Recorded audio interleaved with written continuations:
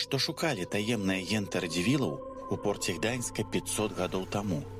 Гданьск быў галоўнай марской брамай, якая звязвала беларускія землі з Балтыкай і ўсім захадам.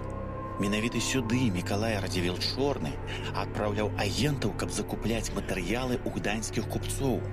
Сюды прыплывалі нашы рачныя баркі Віціны. Назад яны везлі высакаякасную еўрапейскую паперу, друкарскія станкі і свінцовыя літары для друкарняў у Брэсце і Нясвіжы.